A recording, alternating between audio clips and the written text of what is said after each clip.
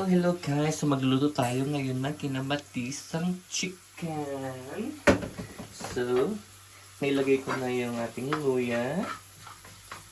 Hindi po ako, disclaimer, hindi po ako cookeries, pero mahilig lang po ako magluto talaga. Natuto lang ako magluto since nung nagsa-Saudi ako. And of course, bilang OFW, kailangan natin mabuhay. So, dapat meron tayong surviving skills sa gitna ng pagiging OFW or else kakain talaga sa mga restaurant. Ay, mahal-mahal ng mga pagkain sa restaurant. So, ito yung isa sa mga tips para makatipid ka sa OFW. Kailangan matutong magluto. And then, kuberan natin siya. Nilagay ko na yung ating bawang, sibuyas. Mga tansya-tansya lang po yan. Hindi, wala pong measurement. And then, ang next nating ilagay is yung ating kamatis. Dinamihan ko na yung kamatis kasi pinaka-favorite ko yung kamatis talaga. And then, hindi ko lang alam kung ilang kilo ito. Basta ito kasi siya, hinati-hati ko lang siya na pak-pak ng chicken.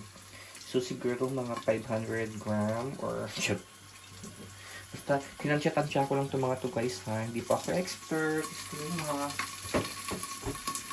ayan. Pwede ko na ilagay yung ating kamatis. Ayan.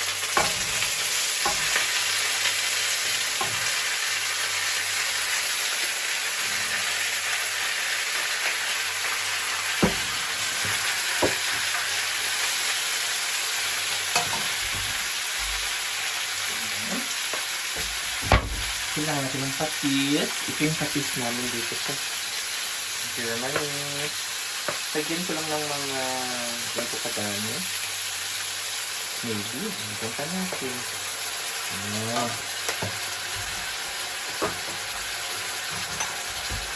Tapos, naglalagay ako ng black pepper. Yun, bicep pepper. Para something spicy lang siya. Ayan. Pagkatansin lang muna. Okay. Lagyan na rin ng sinoblock or bawang. May bawang na siya pero gusto ko pa ng something manghang or something seasoned. Ayan.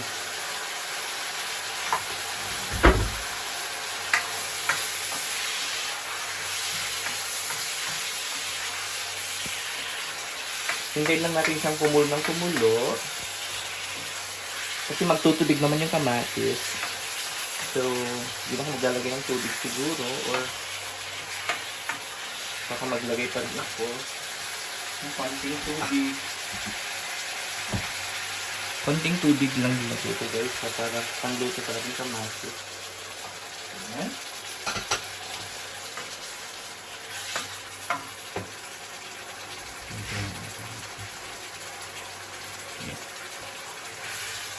Huwag nyo pansinin yung kalat dito sa kitchen ko guys kasi makalat ko talaga siya. Ayan. So kumukulo na siya so pwede kong ilagay yung ating chicken. Distribute natin siya. Tingnan lang. Tingnan. Actually hindi naman talaga marunong magluto. Mahilig lang ko talaga ako magluto. Gustong-gusto naman kasi nila yung luto ko. So, ibig sabihin, pag gustong-gusto nila yung luto mo, though hindi ako expert, ibig sabihin, masarap talaga yung way ng pagluluto ko. Ayan. Ayan. So, ayan. And then, tatakpan natin siya hanggang sa maluto na siya. Okay guys, pinadagdag na ba ako? Parang wala akong dadagdag.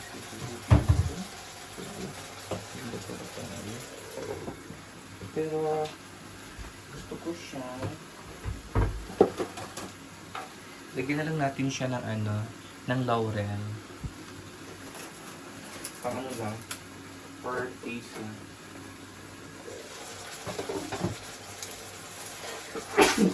excuse me. Nakating ilong ko sa ano, sa mga pepper. So, ganyan. So, ito yung ating kinamatisang chicken dito sa German.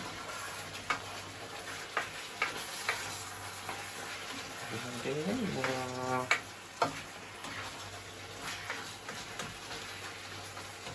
Ayan. Ayan.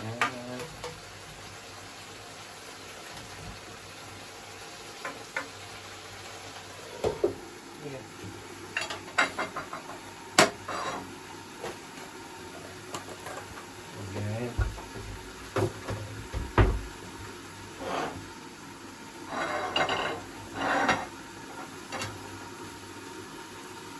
Ayan. So, yun guys. Pasensya na kayo kasi hindi ko na hinugasan yung mga mga yun yung pinagprituhan ko ng mga ng fries kanina. So, ayan. So, hintayin natin siyang kumulo.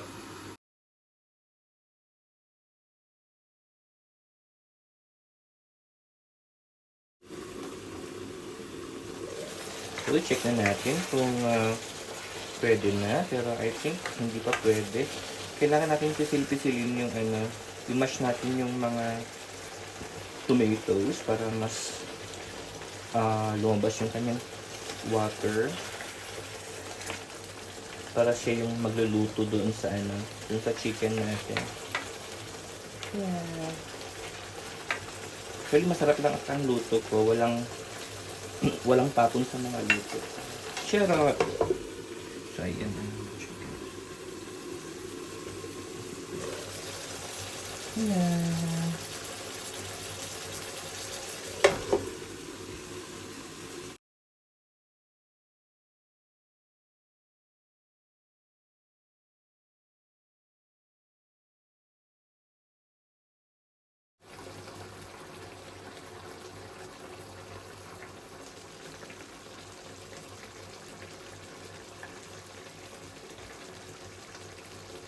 So, here's now the finished product.